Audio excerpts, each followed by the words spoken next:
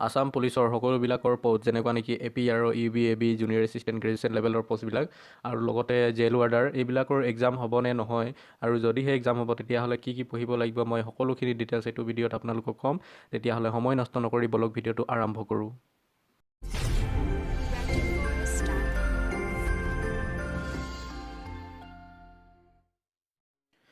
তো মই first of all কৈ দিব বিচাৰিছোঁ যে জেল ৱাৰ্ডাৰ যদিহে আপুনি জেল ৱাৰ্ডাৰ এপ্লাই কৰিছিলে তেতিয়াহ'লে কি পঢ়িব লাগিব। ইয়াতে চিলেবাছ দিয়া আছে, স্ক্ৰীনত চাব পাৰে। General English, elementary arithmetic, general science, logical reasoning, mental ability এইবোৰ এনেকুৱা ধৰণৰ গোটেইকেইটা দিয়া আছে, আপোনালোকে চাই ল'ব। তাৰপাছতে মই কৈ দিব বিচাৰিছোঁ যে ইলেমেণ্টাৰী আৰ্থমেটিক মানেই গণিত আৰু তাতেই অংকবোৰ পাব। আৰু ইলেমেণ্টাৰী arithmetic, general science, logical reasoning, তাৰপাছত Assam history, geography, polity, economy আৰু জেনেৰেল নলেজ এনেকুৱা ধৰণৰ ভিডিঅ' মই এইটো চেনেলতে প্ৰভাইড কৰি আছোঁ, আপোনালোকে চাব পাৰে। ঠিক আছে, তাৰপাছতে ইয়াত চাব পাৰে চিভিল ডিফেন্স যোনবোৰ ইয়াত দিয়া আছে। Requirement of assistant deputy controller, civil defence junior and civil defence demonstrator, wireless operator, তাৰপিছত PBX অপাৰেটাৰ। যদিহে আপোনালোকে এইবোৰ পোষ্ট এপ্লাই কৰিছিলে তেতিয়াহ'লে কি পঢ়িব লাগিব আৰু চিলেবাছত কি আছে মই আপোনালোকক দেখুৱাই আছোঁ। আৰু মই এইবোৰ অকল কি পঢ়িব লাগিব মই সেনেকৈবোৰ দেখুৱাই দিছোঁ। আৰু আপোনালোকে যদি চেপ্টাৰ ৱাইজ যদি বিচাৰে, চেপ্টাৰ ৱাইজ যদি আপোনালোকে ডিটেইলছবোৰ বিচাৰে, যেনেকুৱা নেকি ইংলিছত থাকে ডেটাৰমাইন, তাৰপাছত মেথছত থাকে SCF, LCM, ratio' and proportion, percentage, mensuration, time and work, time and distance এনেকুৱা ধৰণৰ যদি একেবাৰে যদি আপোনালোকে যদি চেপ্টাৰ ৱাইজ জানিব বিচাৰে তেতিয়াহ'লে কমেণ্ট কৰিব। মই সেইটোৰ কাৰণে মই আন এটা ভিডিঅ'ত মই সেনেকৈ ভিডিঅ' বনাই দিম। ঠিক আছে, তাৰপিছতে ইয়াত assistant deputy controller, civil defence junior যদিহে আপোনালোকে এইটো এপ্লাই কৰিছিলে ইয়াত 1 নম্বৰৰ পৰীক্ষা হ'ব নিশ্চয় জানে। ইয়াত ফাৰ্ষ্ট অফ অল আছে জেনেৰেল ইংলিছ, জেনেৰেল নলেজ, তাৰপিছত ৰিজনিং আছে আৰু ডিফেন্স মেটাৰ।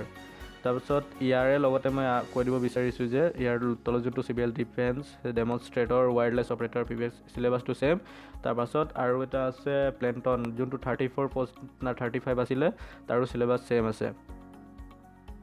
তাৰপিছতে মই ইয়াতে লগতে কৈ দিব বিচাৰিছোঁ যে যোনবোৰ নেকি এক্সাম যেনেকুৱা নেকি 50% ফিজিকেল আছে সিহঁতৰ চিলেবাছ থাকিব, ইংলিছ থাকিব, তাৰপাছতে ৰিজনিং, এপ্টিটিউড, তাৰপিছত জেনেৰেল নলেজ এবাউট আছাম অসমৰ বিষয়ে যেনেকুৱা নেকি কম্প্ৰেহেনশ্যন, হিষ্ট্ৰী, জেনেৰেল নলেজ সেইবোৰ থাকিব। যোনবোৰ নেকি 50% ফিজিকেল যেনেকুৱা নেকি APR কেইটামান পোষ্ট 50% ফিজিকেল আছে, তাৰপিছত আনাম ব্ৰাঞ্চ আৰু আম ব্ৰাঞ্চ এইবোৰ 50% ফিজিকেল আছে। সেইটো কাৰণে মই ক'ব বিচাৰিছোঁ যে এইবোৰ চিলেবাছ থাকিব। আৰু মই চেপ্টাৰ ৱাইজ যেনেকুৱা নেকি ইংলিছত থাকিব ডেটাৰমাইন, টেন্স ফৰ্ম, ঠিক আছে, ওৱান ৱৰ্ড ছাবষ্টিটিউশ্যন সেনেকুৱা। তাৰপিছত মেথছত থাকিব, তাৰপিছত ৰিজনিং এইবোৰ মেথছত থাকিব LCM, LCF, তাৰপিছত ৰেচিঅ' এণ্ড প্ৰপ'ৰ্চন, পাৰ্চেণ্টেজ, মেঞ্চুৰেঞ্চ। তাৰপিছত এনেকুৱা ধৰণৰ যদি আপোনালোকে যদি বিচাৰে তেতিয়াহ'লে মই বেলেগ এটা ভিডিঅ' বনাই দিম। আৰু এইবোৰ আহিব, এইটো APR আৰু ছেম আছে UB AB। তাৰপাছতে মই এতিয়া কৈ দিব বিচাৰিছোঁ যে এতিয়া আছাম পুলিচৰ যোনটো পৰীক্ষা সেইটো এতিয়া হ'ব নে নহয় সেইটোও মই প্ৰুফৰ সৈতে। ঠিক আছে, মই এইটোও কৈ দিব বিচাৰিছোঁ যে যোনটো অসম পুলিচৰ পৰীক্ষা হ'ব, নিশ্চয় হ'ব। আৰু যদিহে আপোনালোকে ভাবি আছে যে এইটো বছৰৰ এইটো কি মহামাৰী আহি গ'ল এতিয়া পৰীক্ষা হ'ব নে নহয় সেনেকৈ যদি ভাবি আছে তো আপোনালোকৰ মই কনচেপ্ট ক্লিয়াৰ কৰাই দিব খুজিছোঁ যে ইয়াত কিছুমান পোষ্ট আছে যেনেকুৱা নেকি স্ক্ৰীনত আপোনালোকে চাব পাৰে। ইয়াত এইটো যোনটো requirement of assistant deputy controller, civil defence junior এনেকৈ দিয়া আছে। ইয়াত এপ্লিকেশ্যন এতিয়াও ছাবমিট হৈ আছে। যেনেকৈ আপোনালোকে যদি এপ্লাই ইয়াত ক্লিক কৰিব তেতিয়া আপোনালোকে এপ্লাই কৰিব পাৰিব। ইয়াত দিয়া আছে এনেকৈ ধৰণৰ ৰেজিষ্ট্ৰেশ্যন কৰি কিনে এপ্লাই এতিয়াও হৈ আছে। ঠিক আছে, আৰু এটা আছে এইটো ৰিকুৱাৰমেণ্ট ফৰ 35 পোষ্ট অফ প্লেটন এইবোৰ এতিয়াও এপ্লাই হৈ আছে। আৰু মই ইয়াতে কৈ দিব বিচাৰিছোঁ যে একেবাৰে ইয়াত যোনটো ৰঙা লাইন এটা গৈ আছে ইয়াতে লিখা আছে do to nation wide lockdown all the existing application portal will be remain open in further notice. ইয়াত যোনটো ন'টিছ দিয়া আছে তাৰপিছত ইয়াত ৰিমাৰ্কটো ভালকৈ বুজিব পাৰিব। ইয়াত due to nation wide lockdown declared by the government the application portal has been temporary closed until further notice. এইটো অকল টেম্পৰেৰীলি বন্ধ কৰি থৈছে অকল লকডাউনৰ কাৰণে, আৰু একো প্ৰব্লেম নাই, পৰীক্ষা হ'ব নিশ্চয়।